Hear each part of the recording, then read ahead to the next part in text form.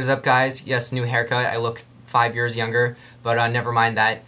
42. Now, the trailer for this movie was one of the most obnoxious things ever, because not only was it overplayed, but you know, it didn't really intrigue me. We have these sports movies all the time, a lot of them having to do with racism and breaking the race barriers, and they're really done in the same kind of emotionally manipulative kind of way, where you have all these different certain stereotypes, and it really just plays out the same. And I thought that's where this really looked like, and plus I'm just sick of Jay-Z being in every single trailer. And to my great surprise, I mean, although 42 really carries that whole formula that I just described, it's definitely one of the best of that kind that I've seen in a while.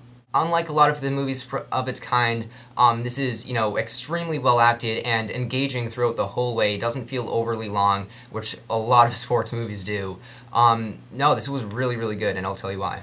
So yeah, I didn't mention already, this is the story of Jackie Robinson, you know, one of the most iconic baseball players ever, one of the first black baseball players ever to ever, you know, play in the major leagues. And, you know, it's his story about how he got onto the Brooklyn Dodgers and his experiences with it, and how he made that a very, very successful team, you know, surprising many, many racist white people out there. Now, one of the best things about this movie is the acting. Jackie Robinson himself is played by a pretty new actor named Chadwick Boseman. This actor does a really, really great job of playing Jackie Robinson, really capturing, making, you know, the character sort of cheeky in a way, but also having, just letting us have great sympathy for him. And yeah, he just plays him absolutely great. The standout of this movie, you know, everyone has been hyping this performance. Harrison Ford, he's even better than he looks in the trailers. He's absolutely fantastic in this movie. If this movie came out in the fall, he would get a lot of Oscar hype, and he would deserve it. He is absolutely phenomenal.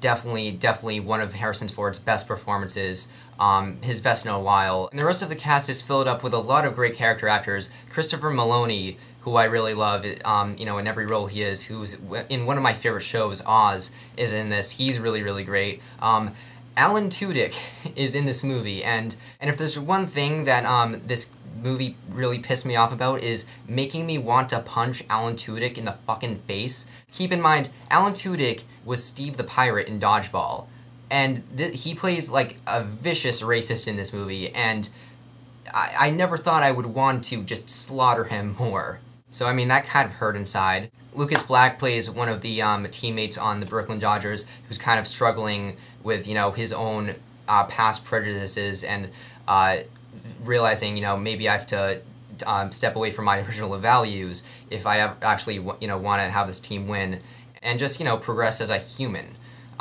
So that's good. And John C. McGinley is also in this movie too.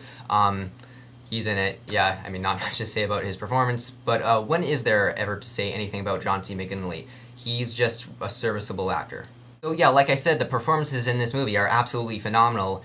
And the pacing of this movie is also really great. This movie surpasses 2 hours, and I was never bored with it. I never really wanted it to end.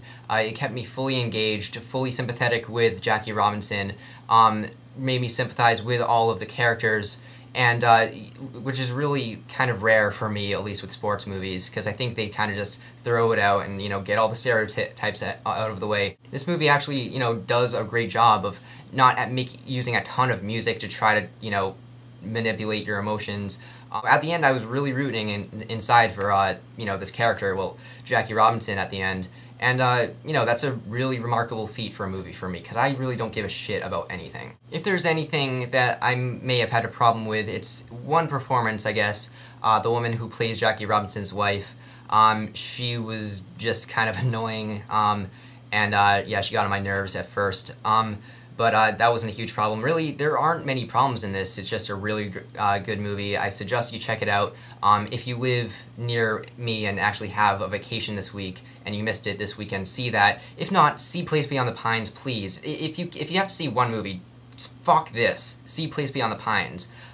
Or Trance. Actually, I like this sort of better than Trance. But Trance is also really good, so check that out. And a funny story about that also, and some of you might not really be interested in this, but most of you I think will. If you remember reviews by Ted, he really, Teddy Silva lives near me, and as I was walking out of 42, I saw him in the mall, and he was about to see Trance, and so we both saw Trance together. So yes, see Place Beyond the Pines, or this if you already did see The Place Beyond the Pines and need something else, or see Trance. A lot of good movies starting to come out, except for Evil Dead.